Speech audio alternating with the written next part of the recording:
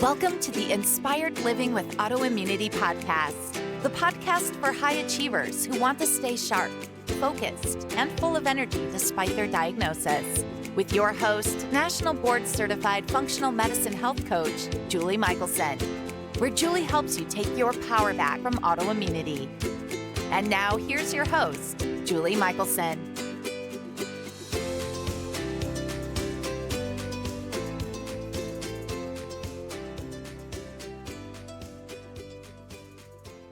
Welcome back to the Inspired Living with Autoimmunity podcast. I'm your host, Julie Michelson, and today we're joined by Neil Cannon, the founder of The Vitality Secret and author of the best-selling book, The Vitality Secret. In our conversation today, Neil shares his approach to helping clients reverse engineer their ailments by addressing the pillars of vitality. If you're living an anti-inflammatory lifestyle and you're not getting the results you desire and deserve, this conversation is for you. Neil, welcome to the podcast. Thank you, Julie. It's an honor to be on your show. Thank you for having me on. Absolutely my pleasure. I've been looking forward to our conversation. I know I've heard you say that you didn't plan on being in the health and wellness industry.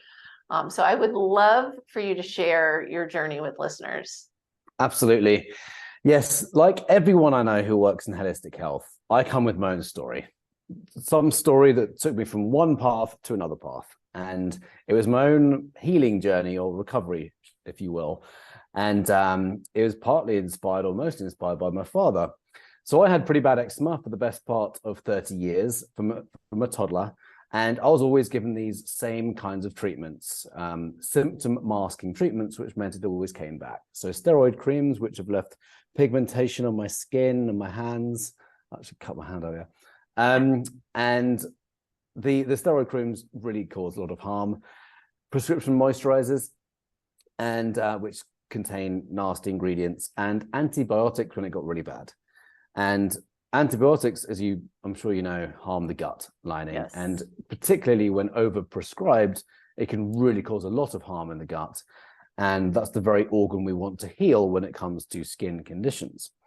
So it wasn't until my father's stroke when I really kind of had my own wake-up call. Excuse me. So a few years prior to his stroke, I remember him being told he had chronic inflammation. And I remember specifically where we were standing in the family home in the kitchen, and he just said to me, apparently I've got chronic inflammation, whatever that is. And his sister, who's a naturopathic doctor, had tested him and found it. And a few years later, he had the stroke. So he had hypertension, and then he had the stroke. And I just had this kind of inner knowing, this innate intelligence telling me that his stroke was avoidable. I didn't know where it came from. I just kind of, some of it came from within, and then other kind of knowledge, I guess, I'd picked up from reading books. And I had already written a book about increasing testosterone naturally for guys. And anyway, I saw this word inflammation everywhere, and I went on a bit of a mission to kind of prove my hypothesis that his stroke was avoidable. And sure enough, that's what I found out. So I realized that chronic inflammation is the underlying cause of his asthma he'd had from 12, fully reversible condition, the hypertension, and which ultimately led to the stroke, and also the eczema I'd had for the best part of my life by that point. And I went about an anti-inflammatory diet and lifestyle, and very, very quickly, my eczema went away. I can't say it's cured, quote unquote, cured, because that suggests it will never come back. I see eczema as a symptom communicating with me something is out of balance. Yes. And this is what I teach my clients I don't care what the name of the illness is. It's just a symptom of an underlying cause. And the same principles can be applied to virtually every chronic illness and have pretty amazing results. Yes. I'm so excited for your story. Awesome. And I love I always say it's about, getting our power back, right? Like you said, totally. I mean, if you do the things that were causing the eczema is going to come back. It's not gone. My RA symptoms will come back if I go back to living how I lived back then. Right. Which, so that's the old knowledge is power. And I love that. my favorite, one of my favorite eczema clients, I remember telling a woman who was 72 when I met her, and she was sent to me for other chronic conditions. And she mentioned, oh yeah, and I've had eczema for 70 years. And I said, well, we're going to do A, B, C, and D to get to the underlying cause of your inflammation. And I suspect you'll, see a major improvement in your eczema. And she looked at me like I was an alien. I've had eczema for 70 years. There's no way. Yeah, not anymore. She doesn't have to. Now Amazing. She knows. Yeah. So it's never too late. And I love that you pointed out, it really doesn't matter what the chronic illness is, what the symptom is.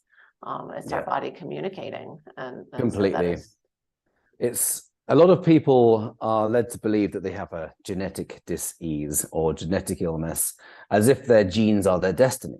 But we know from the science of epigenetics that we have the power to influence our gene expression by the environment that we keep in our body. So if our parents both had some serious illness like cancer or diabetes or heart disease, if we do what they did and we mirror and copy what they did, then the chances are we could develop the same thing. However, we know from the science of epigenetics, which isn't new, it's been around for decades, yet to meet mainstream education, let's say it that way, we know that we can influence our gene expression. So if we have an anti-inflammatory approach to life, there is no reason for these genes to be expressed. And that gives us power, going back to what you said about taking our power back. It does. Yeah. It really does. It puts us in the driving seat. For the vast majority of the population, there are a few percent of the population that are born with defective genes, or genes which are fully penetrant, which means that we don't hold the power to kind of influence their expression. That's not to say they're not reversible. My understanding is, though, when someone is born with some kind of defective gene like that, it's harder to kind of stop it from being expressed. Yeah. Which is different than most of, I'm sure, what you see and what I see, who we're working with is, I would call most of the chronic illness today lifestyle illness, right? These are all these driven by inflammation, and we can take choice, make choices, make changes, and correct. I know you talk about in your programs the 4 pillars of vitality.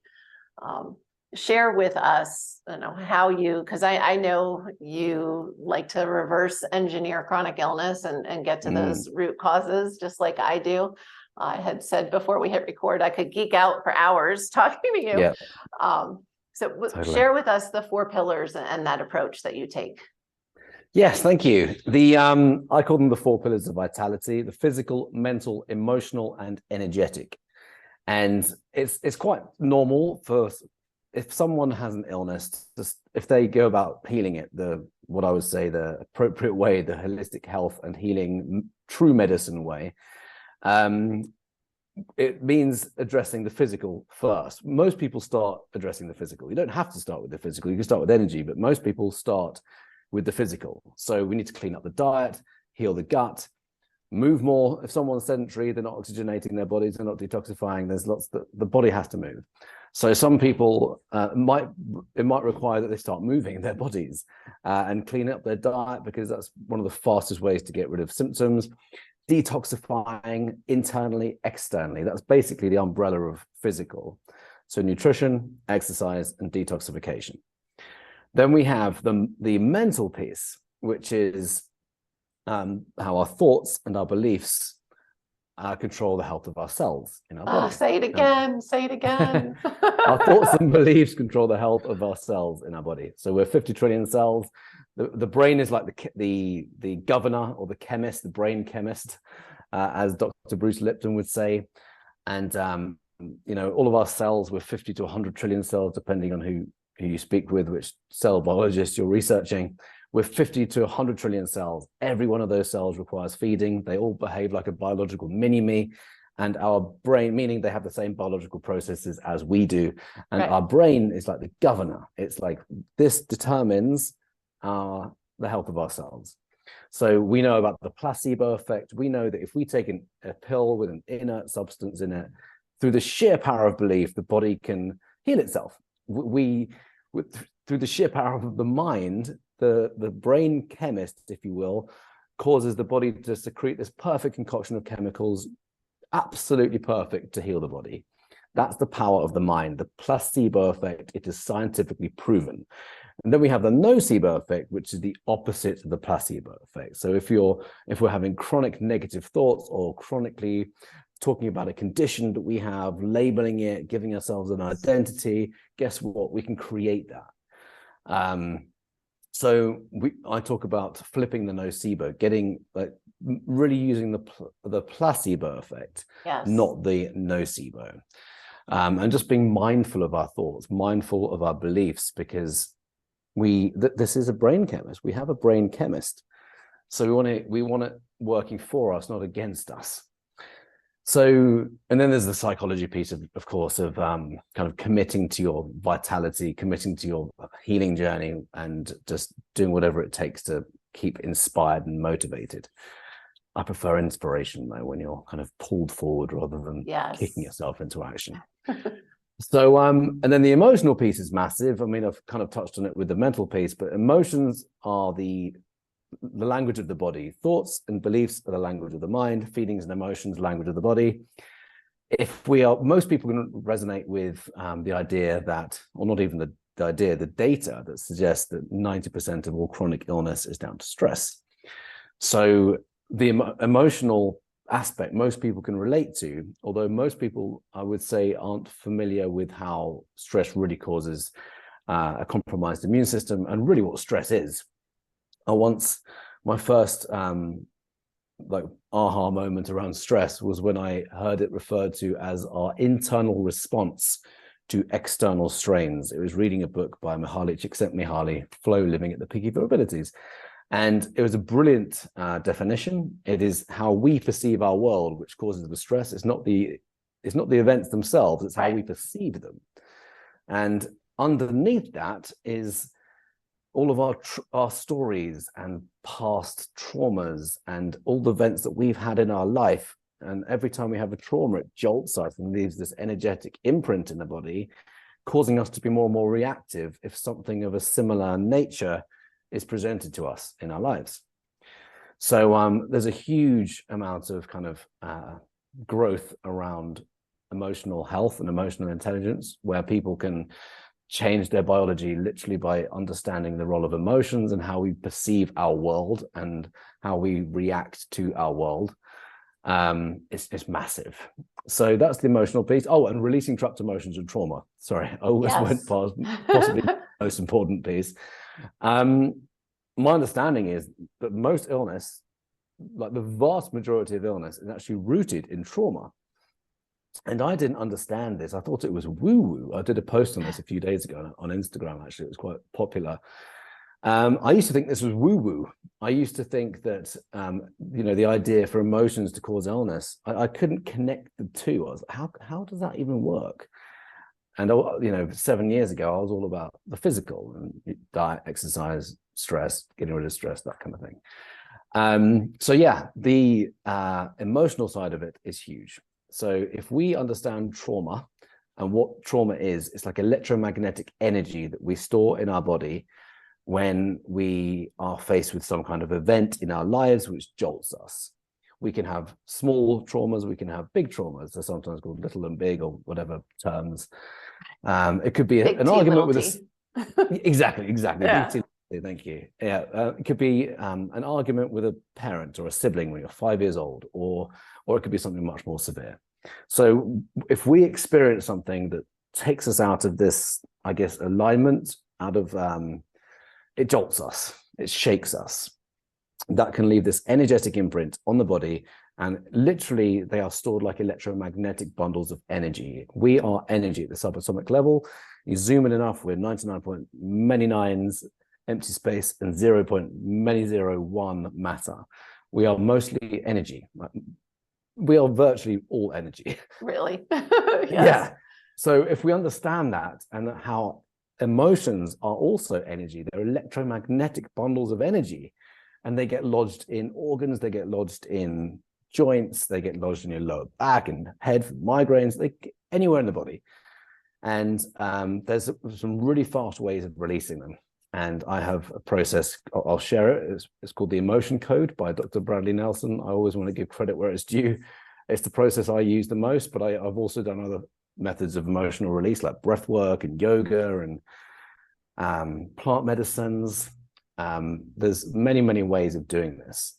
Hypnosis. So we want to release the trauma because that is really, I would say, normally the cause of chronic illness, unless there's some kind of major toxin that's entered the body. Which then is a trauma. Which of course is a trauma. Kind of trauma. It's very true, very true. Yeah. And then the final piece, this is a long explanation of my four pillars. We're complicated. Yeah. Or we're not. Well, that's true. I like to think of it as quite simple, actually. I like to think the body isn't actually complicated. I believe it's been designed to be complicated. Like imagine we get an illness, and instead of thinking of it as some scary genetic disease, we go, oh, I've got a symptom of an underlying cause. Let's figure out what it is. Right. Yes. That's it. You become a problem solver then. Yeah. And using your word about power, we take our power back. Okay, how have I created this in my body? A lot of people don't like that. A lot of people don't like the idea that we create these symptoms, but we do. We create them. Right. And it doesn't mean we're blaming anybody for their illness or symptoms. You know, and most of us talking about this, we've been there. So, right. I don't know.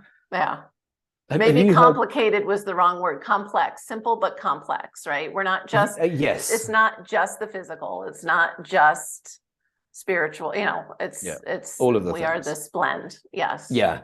The only reason I mentioned that is because I do my best to simplify the body. Yes. With everything I do. And I don't think it has to be complicated. We just have to go, what's causing my body to be out of balance? Here are the four pillars.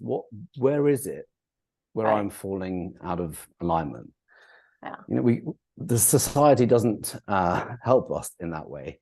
No. It's almost like we're programmed to be victims, and that renders us powerless. It renders us like victims to our bodies, victims to disease, victims to a disease and symptoms maintenance system, which is amazing in emergencies. Phenomenal. Yes, I say the same thing. I'm going there when I need acute care. It's a whole different world. Life-saving.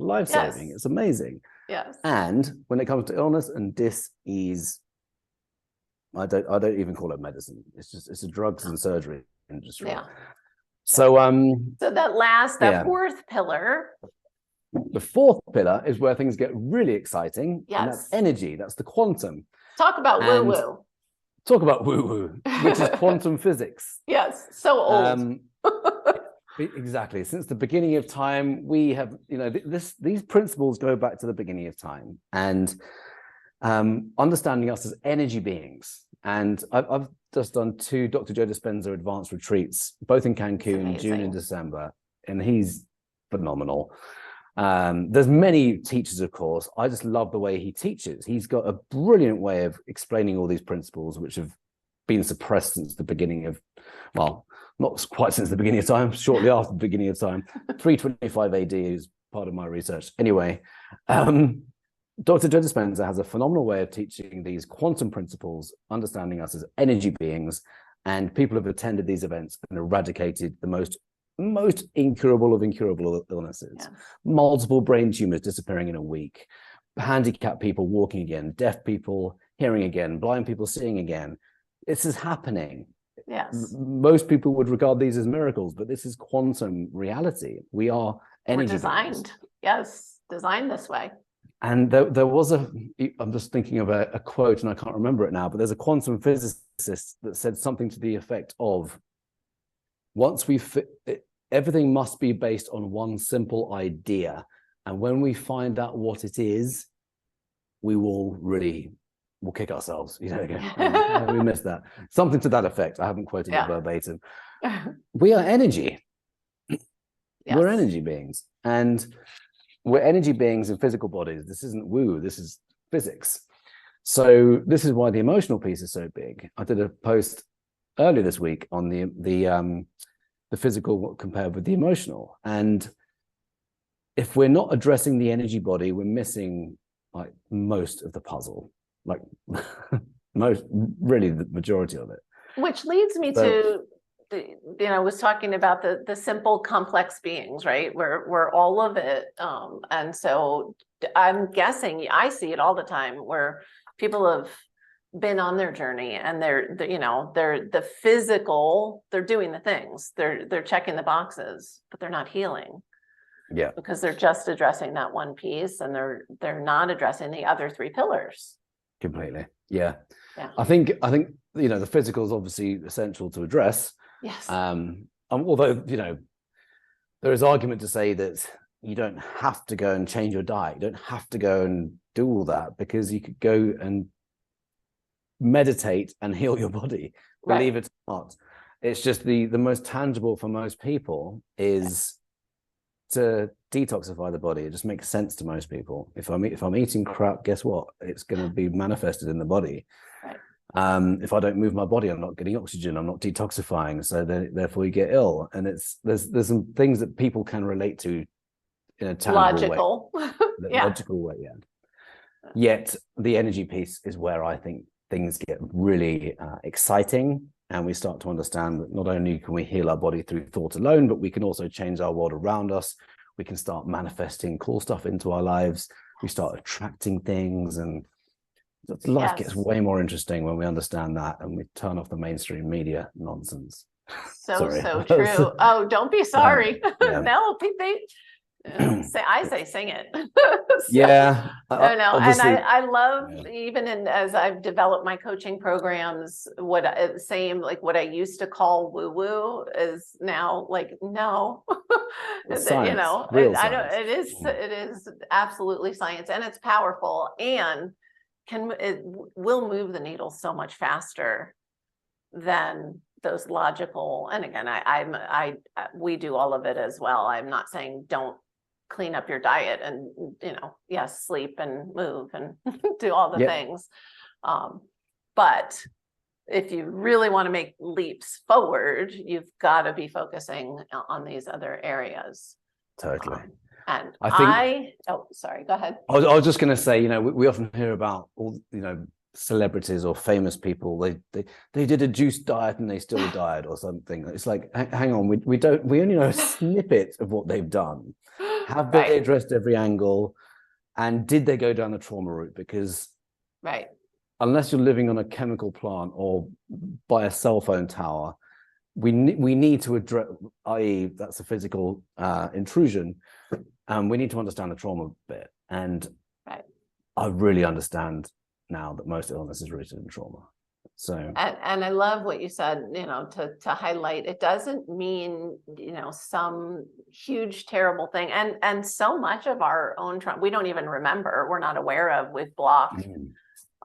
It's all about our perception, really. I mean, that's like you said, that jolt, when those can be, I was thinking as you were saying that earlier, knowing that you're in Mexico, I'm like, I lost my favorite stuffed animal, like my best little stuffed friend as a child when I was in Mexico. Yeah. And the fact that here I am at 53 and that I'm like, oh, I bet that was traumatic, Totally. And it can be something like that.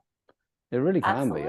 I've done so much work around this, and I've done like meditations take me back into the womb, like as kind of I'm guided through the process. I'm remembering being in the womb. I'm remembering birth. I'm remembering shortly after the birth. It's in the energetic realm, so it's not like a memory here. Right. Anyway, it's fascinating. There's so much fascinating stuff that we can do to heal. True. And one thing I'd just love to say on the trauma piece: we don't have to go and talk about it. We don't have to go and do years worth of talk therapy and relive the trauma and make it more and more solidified in the brain. That can be counterproductive. And there's Thank you for saying that. That can be re-traumatizing. And I'm not anti-therapy or any of that, but I love you touched on it before. And there's more than one way to clear your trauma and heal your trauma. And so finding something that's, I if I was ready to do the work, I wouldn't want to feel better in a year or 2 or 3 or 6. I would be looking for the breath work, the meditation, the hypnosis, the plant, whatever it is that resonates with you, and probably more than one thing too. Yes, totally. Yeah. And it gets to be fun, I like the methods that they're fun. Yeah. With trauma release, it sounds like a really scary thing, but when we do it, it's just one way is that I mentioned, the emotion code. You're just asking the body yes or no questions. Oh, that's the name of it. That's where it's stored. Let's release it now, and that's it. Yeah. It's Dr. Bradley Nelson, brilliant pioneer. So amazing, and again, it's so important. This is absolutely not the direction I thought we were going to go in for the conversation, but it is. When we're talking about, we both are helping people identify their underlying drivers, and trauma is always there. And it could be that you're living on fast food or all the other parts and pieces, but to be fully well, we've got to be doing the trauma work, and we've got layers and layers. I mean, we're never done. We have layers of it. So many layers of the onion. Layers of the onion. I know. I always refer to us as an onion, and I did one interview where my guest referred to a spiral staircase, and I'm like, oh, that's so much more elegant than the onion, but I still always go back to the onion because I know. I like the idea of just kind of peeling it. Yeah, it's because we're getting closer and closer to the essence of who we are. Yes, I love it. I love it. So do you then, saying, okay, we're talking about trauma and emotion and energy and quantum, and then we did talk about the physical and the food and the movement and detox. Where's it starting? I mean, where do you start with people, or is it where they need to start? Good question. If it's private, I always start with where they need to start. If it's on a group session, I normally introduce people to the physical, because it's the most tangible. Yeah. So a lot of people don't understand what inflammation is. So I go about explaining that, and then saying, let's have a look at your diet. Is anything you're eating not real? And how can we get back to nature and clean it up, super clean? So some people can have alleviation of symptoms through diet alone. Yeah. Many people can, in fact, which goes to show the power of food. Food is epigenetic. It changes the environment in the body. So we normally start with diet and healing the gut from a physical perspective. Right. If people are sedentary, I get them to enjoy moving. We can't outsource exercise, so let's just enjoy it. Yeah. And it's essential. We have to move our bodies. We can't be sedentary. And a lot of people are sedentary all day, every day, driving to and from work, and then on a couch in the evening. And that doesn't work. It just doesn't work. So we have to be active. So let's enjoy being active, do dancing or hiking or getting out into nature or taking a dog for a walk, or just walking around the block with a music or a podcast. Yes. Exactly. So I always help my clients find ways to enjoy being active. So that's normally where we start, and then as the weeks progress, we go through. Start with the physical, mental, emotional, energetic. So it's like an 8-week program normally, and it is an 8-week program, and we just go through them systematically. If I work with someone on a private basis, and if they say to me, Neil, I've got the whole diet piece dialed in, I'm anti-inflammatory, everything, I'm already active, I'm working out, I'm grounding, I've got sunlight, everything's good. I'd love to more help with the mental piece or the emotional piece or the spiritual piece or the energetic piece. Then we do that. It's more tailored. Right. And then you say, now we're going to have some fun. Exactly. And I like that you said that, because it gets to be fun. It doesn't have to be a slog. It doesn't have to be some people start a health regime or a fitness program, and it's almost like it's going to introduce a sacrifice into your life or pain into your life. Right. It's not Which like then it's not going to be sustainable. And you and I both are about, creating lifestyle, not like, oh, anyone can hold their breath for 8 weeks and do fill in the blank, right? Yeah. When be miserable and cranky. Yeah. And that's not what we're about. And I know, like myself, you have so many tools for your clients. Again, I could have 5 hours of content with you, and we could talk about breath work, we could talk about ice baths, we could talk, there's just so much. But I love also kind of pulling the lens back and saying like, hey, look, but we have to be hitting all of this. And that's so the holistic. Yeah. Yeah. Address Amazing. It's I'm just grateful that you're here sharing with us. I may have to have you back so that we can dig into the topic we were going to discuss today. I'm not even going to say what it was. For sure, I'd love to come back. I love talking to people who are like-minded, and I do believe this is why one of the reasons I do this podcasts were instrumental in my healing journey. I found a lot of information there, but also I think the more of us talking about these things is where people are like, oh, maybe she's not crazy, and this isn't woo-woo, this is science, and this works, and we all have similar and different approaches, but it's all, like you said, holistic, and we have to be really addressing the whole human to get that inflammation down. Yes. And one thing I just love to say is the moment we reframe an illness to a gift, it becomes a gateway to an elevated way of living.